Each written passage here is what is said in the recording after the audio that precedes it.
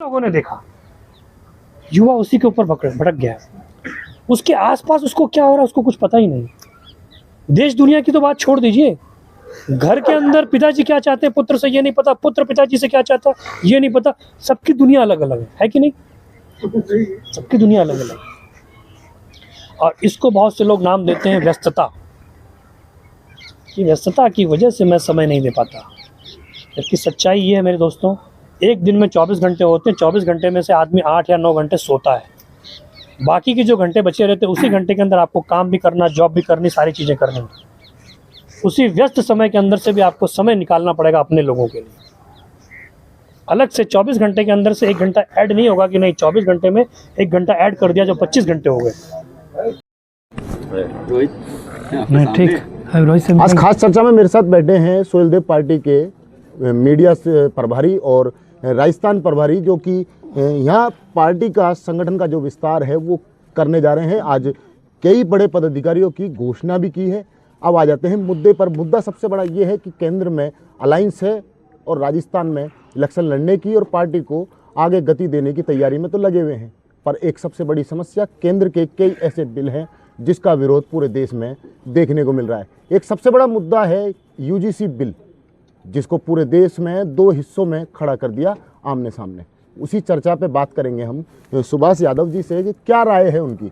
सुभाष जी, ये बिल तो आपने सुना होगा, विरोध भी आपने देखा है, क्या लगता है आपकी पार्टी इस बिल के खिलाफ है या पक्ष में है? देखिए, सोहेलदेव भारतीय समाज पार्टी के राष्ट्रीय अध्यक्ष माननीय श्री ओम प्रकाश राजभर जी ने यूजीसी के बारे में जो भी था स्पष्ट कर दिया है। फिर भी मैं दोबारा उस चीज़ को रिपीट करूंगा।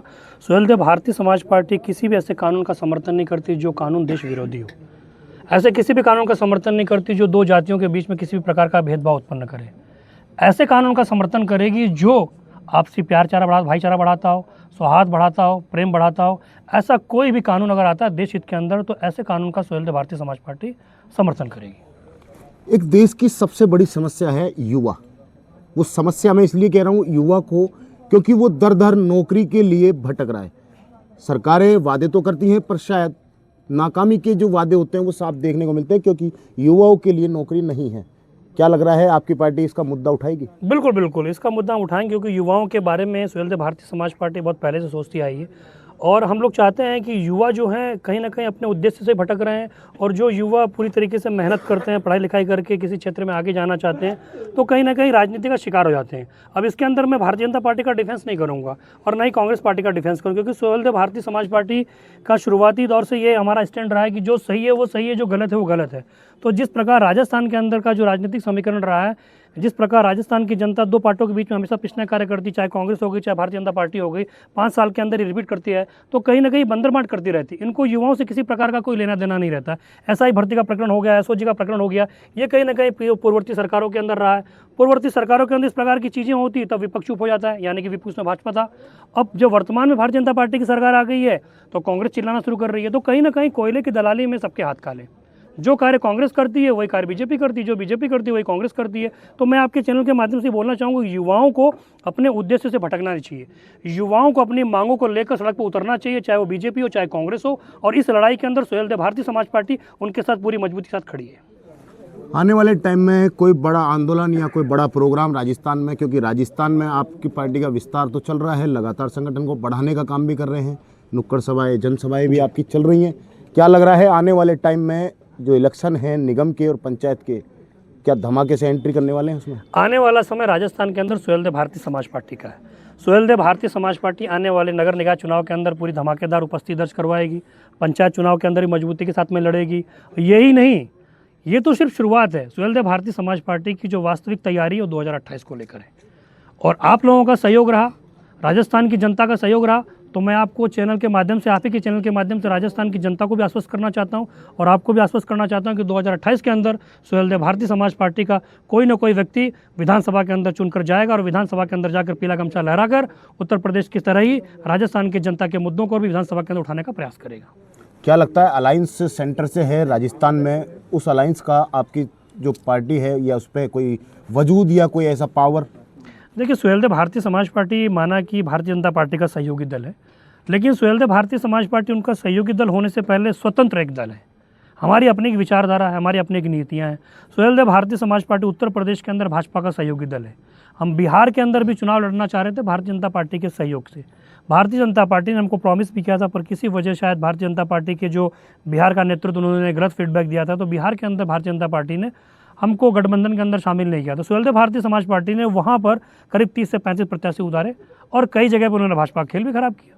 तो ठीक उसी प्रकार सुहेलदेव भारतीय समाज पार्टी 2028 की तैयारी को लेकर चल रही है। प्रयास रहेगा कि भारतीय जनता पार्टी से हमारा गठबंधन हो। अगर भारतीय जनता पार्टी हमसे गठबंधन नहीं करती तो सुहेलदेव भारतीय समाज पार्टी स्वतंत्र एक दल है, स्वाधीनतापूर्वक 2028 के अंदर विधानसभा के अंदर अपने प्रत्याशी उतारेगा और चुनाव लड़ेगा। राजस्थान में एक रीत सदा चली आ रही है आज तक, जो अभी तक टूटी नहीं है। 5 साल बीजेपी तो 5 साल कांग्रेस। क्या लगता है आपकी पार्टी वो वजूद बना पाएगी? देखिए, ये जो रीत चली आ रही है, इस रीत को तोड़ने के लिए सुहेलदेव भारतीय समाज पार्टी राजस्थान की जनता के समक्ष उपस्थित हुई है।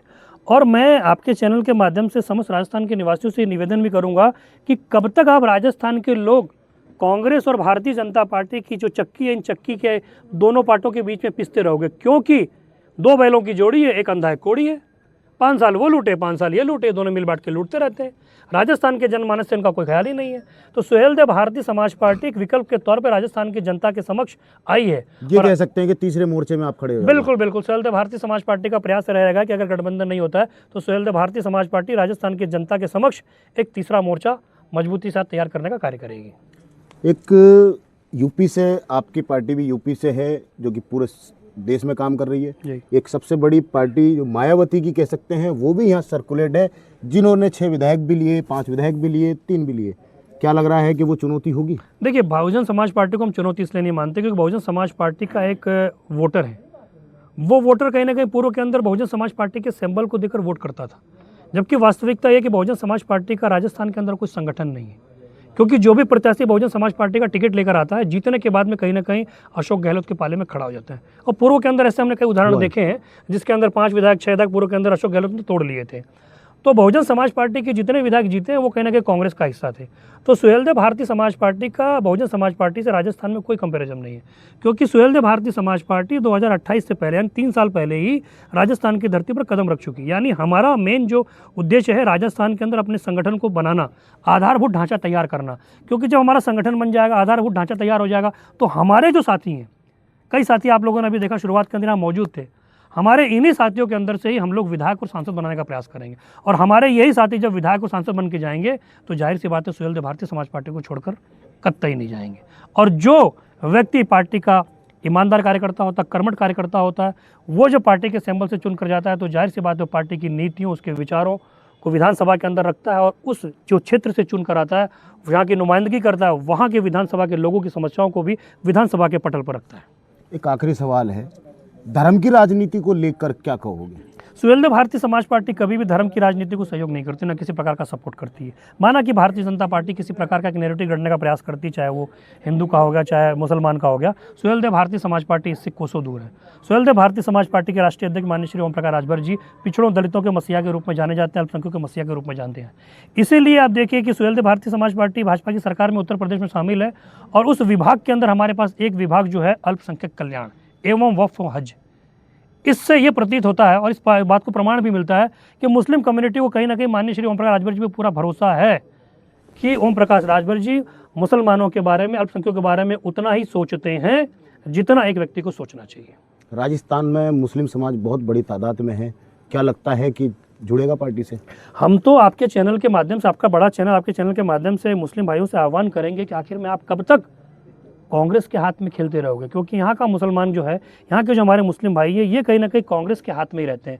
क्योंकि मुझे पता है जहाँ तक कि 80% 90% भारतीय जनता पार्टी को मुस्लिम कम्युनिटी वोट नहीं करती है, वो एकमात्र कांग्रेस को वोट करती है। इस बात को कांग्रेस भी भली भांति जान चुकी है कि मुसलमान बेचारा हमको छोड़कर कहाँ जाएगा, और सच्चाई भी है और मुसलमान भाइयों का दुर्भाग्य है, आखिर में जाए तो कहाँ जाए, क्योंकि आगे को वहाँ पीछे खाई। भाजपा को वोट करेंगे नहीं, कांग्रेस को अगर वोट करेंगे तो कांग्रेस मुसलमान संप्रदाय का वोट लेती है और उनका इस्तेमाल करती है, लेकिन उनको राजनीतिक हिस्सेदारी, उनको उनका प्रतिनिधित्व, उनका अधिकार, उनका हक देने की जब बारी आती है तो कहीं ना कहीं कांग्रेस पार्टी कन्नी काट देती है। तो हम तो आपके चैनल के माध्यम से मुस्लिम भाइयों से निवेदन करेंगे, आग्रह करेंगे कि आपके पास सुहेलदेव भारतीय समाज पार्टी के रूप में एक विकल्प मौजूद है जो मुसलमान भाइयों की आवाज़ उठाने के लिए पूरी तरीके से तैयार है। खैर, अब ये पार्टी का वजूद होगा और पार्टी ने जिस तरीके से संगठन को मजबूत करने के लिए लोगों से संपर्क किया है और लोगों से जुड़ाव बनाया है, अब आगे जाके देखना ये होगा कि पार्टी कितना विचार उन लोगों का बदल पाएगी, क्योंकि 5 साल बीजेपी तो 5 साल कांग्रेस, ये राजस्थान की मानसिकता सदा चली आ रही है। अब देखना ये होगा सोहेल समाज पार्टी कितना लोगों को अपने साथ ले पाएगी। कैमरामैन घनश्याम मिश्रा के साथ मोहम्मद नफीस, जयपुर।